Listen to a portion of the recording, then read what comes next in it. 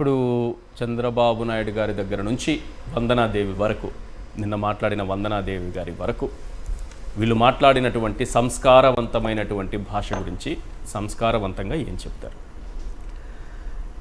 నిజాలు బయటపడ్డప్పుడు నియంతలు హింసనే ప్రోత్సహిస్తారు, హింసనే పెట్టరేగిపోయి వారు చేయిస్తూ ఉంటారు. ఈ రాష్ట్రంలో చంద్రబాబు నాయుడు అనేటటువంటి వ్యక్తి పరిపాలన చేయడానికి చేతగానటువంటి చేతులు ఎత్తేసినటువంటి పరిస్థితిలో దిగజారిపోతున్నటువంటి ప్రభుత్వ ప్రతిష్ట, రాష్ట్ర ప్రతిష్ట, ఒక్కొక్కటిగా బయటపడుతున్నటువంటి తప్పుడు ప్రచారాలు, గతంలో జగన్మోహన్ రెడ్డి గారిని ఓడించడానికి వాడినటువంటి ప్రతి అంశం వారికి వ్యతిరేకంగా బయటపడుతూ ఉంది. ఈ నిజాల నుంచి బయటకు రావాలంటే హింసను ప్రోత్సహించాలి. సిగ్గు శరం లేకుండా నోటికి ఎంతంటే అంత మాట్లాడినటువంటి బూతుల పార్టీ తెలుగుదేశం పార్టీ ఇవాళ హింసను ప్రోత్సహించడానికి ఏదో ఒక పదాన్ని వాడారు అని మాట్లాడారు. పెట్రోల్ బాంబులు వేసిస్తుంటే ఇళ్ల మీద సజీవంగా దహనం చేయడానికి బ్రూటల్ అటాక్స్, తీవ్రమైనటువంటి దాడులు, హత్యాయత్నాలు, డైరెక్ట్గా సజీవ దహనం చేయటానికి ఆ యొక్క బ్యాగుల్లో పెట్రోల్ బాంబుల్ని తీసుకొచ్చేసి ఇళ్ల మీద విసిరేయటాలు, బిడ్డలున్నారని, తండ్రులున్నారని, పిల్లలున్నారని ఏమీ చూడకుండా దాడులు చేస్తూ పోతూ ఒకరి మీద కాదు, కంటిన్యూస్గా భూమన కరుణాకర్ రెడ్డి గారితో మొదలైనటువంటి గొడవ లడ్డు వ్యవహారం నుంచి ఈ రోజు వరకు కొనసాగుతూ ఉంది. జోగి రమేష్ గారి దాకా. జోగి రమేష్ గారి ఇంటి మీద బాంబులు వేసినటువంటి వాళ్ళకి స్టేషన్ బెయిల్ ఇచ్చి బయటికి పంపించారంట. మాట నేను అనలేదు ముఖ్యమంత్రి గారిని అన్నటువంటి మాజీ మంత్రి గారిని మాత్రం 14 రోజులు రాజమండ్రి సెంట్రల్ జైలుకి రిమాండ్కి పంపారంట. కరెక్ట్. ఎంత అద్భుతమైనటువంటి చండాల పరిపాలన ఈ చంద్రబాబు గారు చేస్తున్నారో కనపడుతున్నప్పుడు ఈ రాష్ట్రంలో బూతులు వీరికంటే గొప్పగా, అంటే హత్యాయత్నం చేస్తే స్టేషన్ బెయిల్ వస్తుంది అనేది కొత్త చట్టం ఏమైనా వచ్చిందా? చంద్రబాబు గారి రూలింగ్ ఎర్ర బుక్ అనే ఎర్రి పరిపాలన కదా, అటెంప్ట్ టు మర్డర్ కదా, ఎర్ర బుక్ అనే ఎర్రి పరిపాలన కదా. ఇది అంబేద్కర్ గారు రాసినటువంటి రాజ్యాంగ పరిపాలన కాదు. కాన్స్టిట్యూషనల్ గవర్నమెంట్ కానప్పుడు పొలిటికల్ గవర్నెన్స్ ని వారు నడుపుతున్నప్పుడు వారి నాయకులే పోలీసులు పక్కన రాడ్లు కర్రలు తీసుకొని పక్కన నిలబడితే పోలీసులు పక్కన నిలబడి ఉన్నారు. అంటే ఏమీ చేయనటువంటి పరిస్థితి. ఎవడన్నా బుద్ధున్నోడు ప్రభుత్వంలో ఉన్నటువంటి వాడు ఫ్లెక్సీలు పెడతాడా? శ్రీ జగన్మోహన్ రెడ్డి గారికి ఏం సంబంధం లడ్డు వ్యవహారంలో? ఆయన బొమ్మను ఎందుకు వేశారు? కొనుగోలు కమిటీలో ఉన్నటువంటి సభ్యులు ప్రశాంతి రెడ్డి గారు ఇవాళ నీ దగ్గర ఉన్నారు ఎమ్మెల్యేగా, కొలుసు పార్థసారథి గారు మంత్రిగా ఉన్నారు.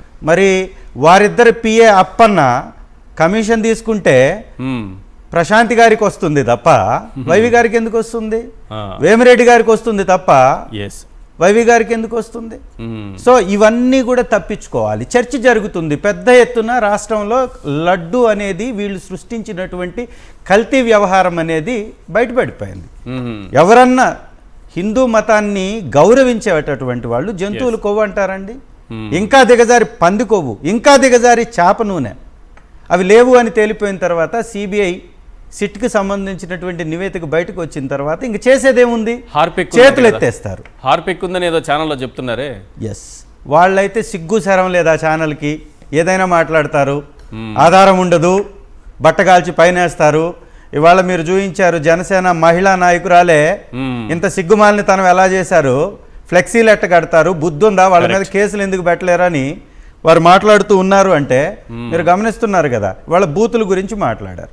చంద్రబాబు నాయుడు గారి దగ్గర నుంచి లండన్ పోయింది ముండల కోసం అని లోకేష్ గారు అన్నారు. ఎందుకు ఆ పదం కూడా నేను బీపేసా, మీరైతే చెప్పేశారు. అంటే నేను ఎవరినన్నారు, అది ప్రజలకే వదిలేసి అంత పెద్ద పదం లంజా కొడుకులు అని మాట్లాడక తప్పదు.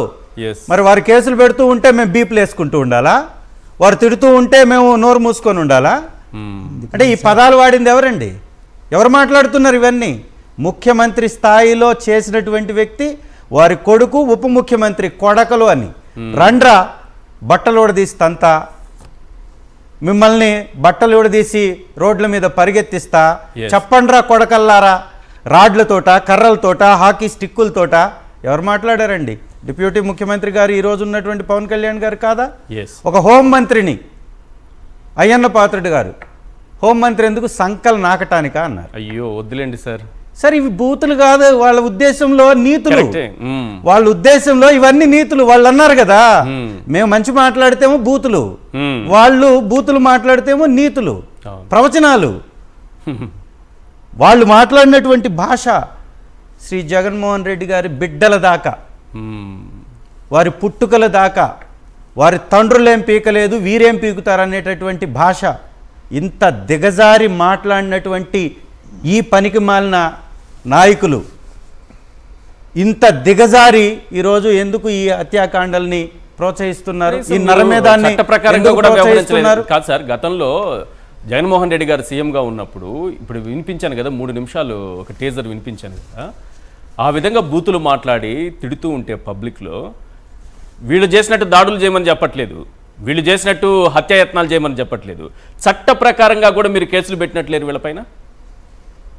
1-2 హద్దు మీరినటువంటి వాళ్ళ మీద కేసులు పెడితేనే గగ్గోలు పెట్టారండి. అవును, మానవతావాదులు అంటారు, కులాలలో మంటలు పెట్టి కులాన్ని ముఖానికి పూసుకొని తిరిగేటటువంటి వ్యక్తులు డిబేట్లలోకి వచ్చేసి పెద్ద ఎత్తున మాట్లాడారు. ఇవాళ ఎక్కడికి పోయారు పాపం పెద్దలంతా కనపడట్లేదు. ఈ రాష్ట్రంలో ఒక మాజీ మంత్రి గారి ఇంటి మీద లోపలికి వెళ్ళి దాడి చేసి ఫర్నిచర్ పగలగొట్టి ధ్వంసం చేసి కార్లకు నిప్పు పెట్టి ఇంకొక మాజీ మంత్రి ఇంటి మీద పెట్రోల్ బాంబులు వేస్తుంటే పోలీస్ శాఖ ఏం చేస్తుంది సార్? డీజీపీ గారు ఏం చేస్తున్నారు సార్? మాజీ హోంమంత్రి గారు వెళ్ళి ఎస్పీ ఆఫీస్ ముందు 40 నిమిషాలు డోర్ కొడితే డోర్ తీయలేదంట. అసలు ఇది ఈ రాష్ట్రంలో పరిపాలన సాగుతుందని మోడీ గారు ఎలా అనుకుంటున్నారు? ప్రధానమంత్రి గారు, సెంట్రల్ హోమ్ మినిస్టర్ గారు ఎలా అనుకుంటున్నారు? ఈ దారుణాలు ఈ పార్టీ ఎందుకు కేంద్రం దృష్టికి తీసుకెళ్లదు? లడ్డూలకు జంతువులకు పూసింది కాకుండా, ఆరోపణలు చేసింది కాకుండా ఫ్లెక్సీలు పెడుతున్నారు, పవిత్రతను దెబ్బతీస్తున్నారు. కేంద్రానికి ఎందుకు ఫిర్యాదు చేయరు మీరు? అలాగే రాష్ట్రంలో ఈరోజు ఎటువంటి హింస, అసలు ఈ రాష్ట్రంలో ప్రజలు శాంతియుతంగా బతికే పరిస్థితుందా ఎవరైనా?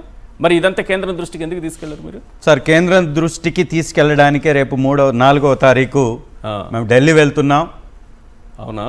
మందా సాల్మాన్ గారి హత్య జరిగినటువంటి ఉదాంతం, వారిని కొట్టి చంపినటువంటిది, దళితులపై జరుగుతున్నటువంటి దాడులపై సెంట్రల్ గవర్నమెంట్లో ఉన్నటువంటి పెద్దలకి, ఎస్సీ కమిషన్కి తెలియపరచడానికి ఇక్కడి నుంచి వైఎస్ఆర్ కాంగ్రెస్ పార్టీ తరఫు నుంచి వెళ్తున్నాం. దళితుల్ని, కాపుల్ని, బీసీల్ని ఎవరిని వదలట్లేదు.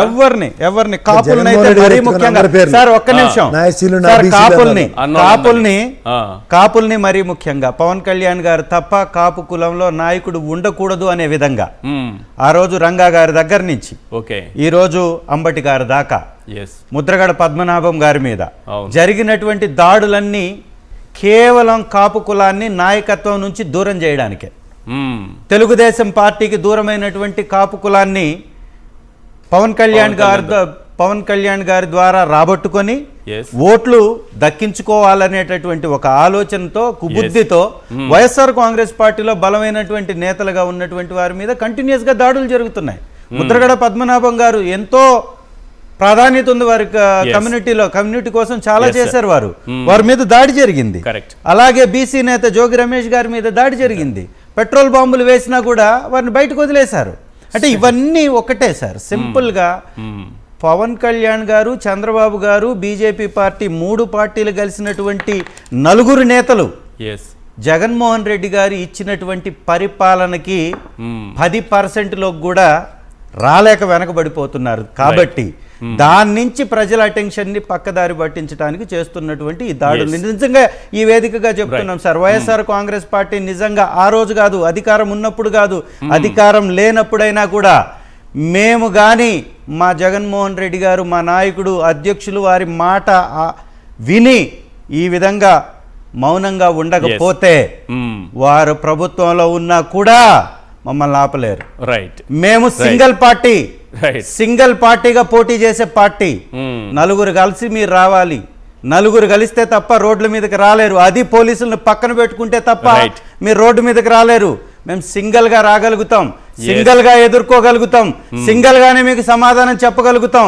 మీరు చేసే ప్రతి కార్యక్రమానికి 2 జవాబు మేము ఇవ్వగలుగుతాం. కానీ మేము అంబేద్కర్ గారు రాసినటువంటి రాజ్యాంగాన్ని గౌరవిస్తున్నాం, చట్టాలను గౌరవిస్తున్నాం, ఇంకా కూడా ఓపిక పడుతున్నాం. మా నాయకుడు శ్రీ జగన్మోహన్ రెడ్డి గారు వారు చూపించినటువంటి మార్గంలో నడుస్తున్నాం. అనేక మాటలు మాట్లాడారు. మ్మ్. వారి పుట్టుక దగ్గర నుంచి బిడ్డల పుట్టుక దాకా మాట్లాడారు సార్. Right, sir. ఇంకా ఇంతకంటే నీచంగా మాట్లాడేదే ఉంది. అవును. ఆ రోజు ప్రభుత్వంలో ఉండి కూడా సంయమనం పాటించాం, ఈ రోజు ప్రతిపక్షంలో ఉండి సంయమనం పాటిస్తున్నాం. ఇదంతా చేస్తుంది ప్రజల కోసం. ఇన్ని మాటలు మాట్లాడుతుంది, ఇన్ని కథలు పడుతుంది వీళ్ళు ఎందుకు? Right. ప్రజలకు మమ్మల్ని దూరం చేయాలని. Right. ప్రజల మధ్యలో మేము ఉంటున్నాం కాబట్టి ఇది ప్రజలు కూడా గమనిస్తున్నారు. కేంద్ర మంత్రి ప్రజలు కూడా తిరగబడాలి. రైట్.